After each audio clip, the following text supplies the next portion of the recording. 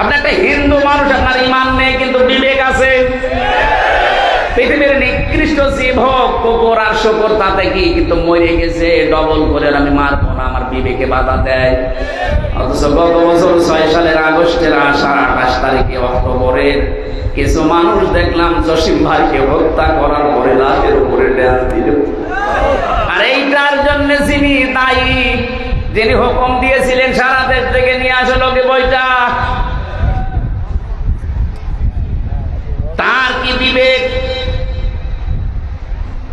এজন্য বিবেক যাদের মরে গেছে এদের হেদায়েত পাওয়ার রাস্তা আল্লাহ বন্ধ করে দিয়েছে। যতই সমান হেদায়েতের কথা কোরআন শরীফ বলিয়ে খাওয়াবেন, তারপরও তাদের কাজ হবে না।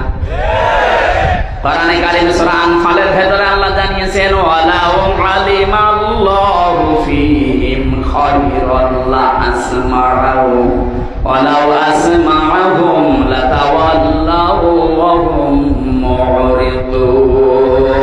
বলেন আল্লাহু আকবার। হে নবী, আপনি আফসোস করেন ওদের জন্য। ওদের ভেতরে যদি কল্যাণ ভালো কিছু থাকতো, যে আল্লাহ ওদের শোনার মতো ক্ষমতা দিত, ওরা তো এক কান দিয়ে শোনে আর এক কান দিয়ে বের করে দেয়। আপনি যতই ওদেরকে শোনানোর চেষ্টা করেন ওরা শুনবে না, ওরা মুখ ফিরিয়ে চলে যাবে। ওদের বৃত্তি দিনের পর দিন বাড়তে থাকবে, কারণ হেদায়েত থেকে আমি আল্লাহ ওদেরকে বঞ্চিত করে দিয়েছি।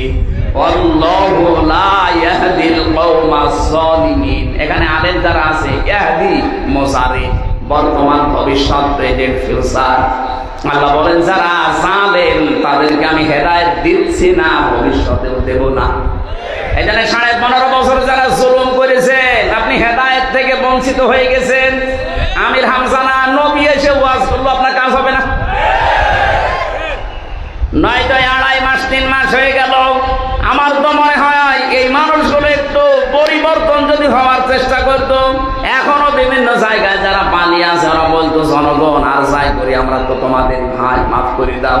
মানুষ তো বিবেচনা করতো না, ওর বৃদ্ধি আরো বাড়তেছে। বাইরে থেকে মানুষকে জানাচ্ছে, জামাত বিএনপির বাড়ি ঘর দেখতে পাও না, আগুন লাগাও। আপনার আল্লাহ হেদায়েত দেবে কি করে? হ্যাঁ, লিস্ট করে রাখো, আমি আসতেছি, আমি আসি। আমার 2টা মামলা, মিথ্যা মামলা দিয়ে যদি 3 বছর জেল খাটাতে পারেন, আপনার 130টা মামলা, তাও মার্ডার মামলা। আমি হিসাব করে দেখেছি 390 বছর জেল হবে। আর বাঁচবেন কয়দিন? ওখানে ভেতরে 2 নম্বর জেলে একবার আদালতে দেখা হয়েছিল মুকিম গাজী। বললাম, ভাই আপনার কয় বছর জেল? বলছে 160 বছর। তার কথা আমার মাঝে মাঝে মনে পড়ে যে ওর যে 160 বছর জেল, আর যে বলে আমি শর্ট করে চলে আসবে, ওর জেল হবে 390 বছর। 4 বার জন্ম নেওয়া লাগবে। আমার মনে হয় 15 জন্মে যেহেতু বিশ্বাস করে হিন্দুদের মতো, আমরা পুনরুত্থানে বিশ্বাস করি, কিয়ামতে আরেকবার উঠবো। আর হিন্দুরা বিশ্বাস করে যে আরেকবার জন্মাবো। যেহেতু ওনাদের জন্ম এরকম কোয়ালিটি নিয়ে, এই জন্য মনে হয় এই কথা বলে যে আমি শর্ট করে আসবো। আপনি 3-4 বার জন্ম নেবেন, শুধু 3-4 বার শুধু জেলেই থাকবেন। আপনি কি আবার বুঝে ফেললেন নাকি আন্দাজে হাসতেছেন? কিছু বোঝেন? মানুষ হত্যার সাথে যারা জড়িত তাদের একটাই শাস্তি, জাহান্নাম। আমায়াক্তুল মুমিনা মুতাআম্মিদান ফাজাযাউহু জাহান্নাম। আল্লাহ বলেন, যে ব্যক্তি কোনো মুমিনকে হত্যা করে তার প্রথম শাস্তি সে জাহান্নামে যাবে। খালিদান ফিহা, চিরদিন থাকা লাগবে। এতটুকু আল্লাহ শেষ করেননি, ওয়া'আদ্দা লাহু আযাবাম মুহিনা, আযাবাম আযীমা। তাদেরকে আমি আল্লাহ রেডি করে রেখেছি, যন্ত্রণাদায়ক শাস্তি দেব। এই জন্য যারা মানুষ হত্যার সাথে জড়িত তাদের শাস্তি কত?